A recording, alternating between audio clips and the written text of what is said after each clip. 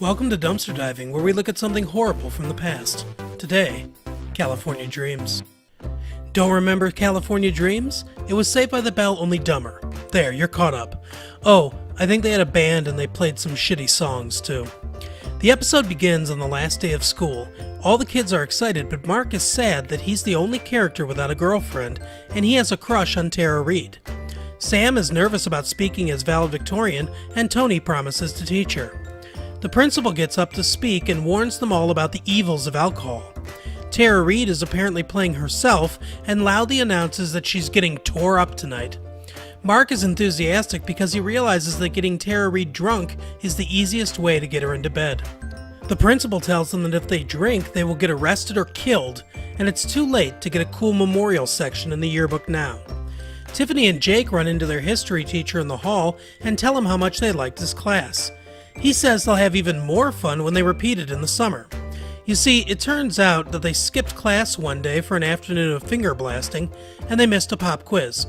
Apparently that one quiz was worth 90% of their grade, because it means that they now have it incomplete in the class.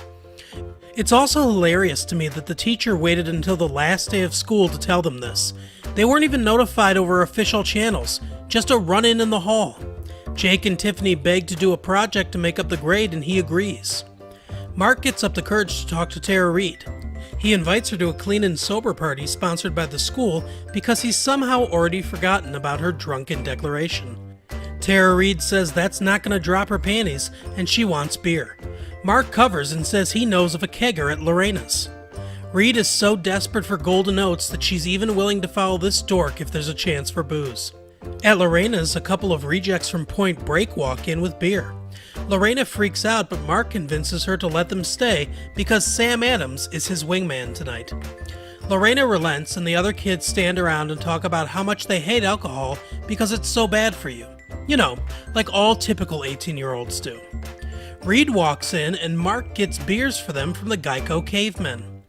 Their shitty band plays a terrible love song, and Mark attempts to woo Tara Reid. The night progresses and Mark and Reid are making out on the couch, proving that Mark has learned the same lesson as Hollywood producers, that if you get Tara Reid drunk, she'll agree to do anything, like appearing in Sharknado 4. Tiffany and Jake bring out a castle made of pretzels that they bought to pass their history class. The football players swarm on him like he's giving out PEDs, and Jake just stands there holding the tray while they eat all of it. I thought this guy was supposed to be some sort of badass. That's why he dresses like Fonzie and talks like Tony Danza. The beer is gone, and panicked that Tara Reid might lose even a second of her buzz, Mark says they'll go out and get more beer. Tony and Jake know that Mark isn't even in a condition to handle Tara Reid's vagina, let alone an automobile, and so they take his car keys. Tara tells him it's cool, and they can just walk along the beach. At night. Alone. She's doing everything but waving him in with one of those orange batons they use for airplanes. Mark says it's no big deal. He always carries a spare car key in his wallet right next to the condom that he's had since 9th grade. At Sharky's, the party is off the chain, and the principal is playing the role of dead mouse. Although that sight is something you'd really like to be drunk before seeing. A cop walks in and wants to know where Sly is. Only it's not about Sly's decade-long credit card scheme, it's about Mark. He crashed his car. Mark's not hurt, but he is under arrest, so his ass is likely the only thing that's been taking a beating. On the plus side, he did get laid. Tara Reid, though, is hurt, although it's likely she would have regretted the night more if she'd actually had sex with Mark. At graduation the next day, Sam gets up and says she's not going to give a speech, but Mark is going to bring down the entire room.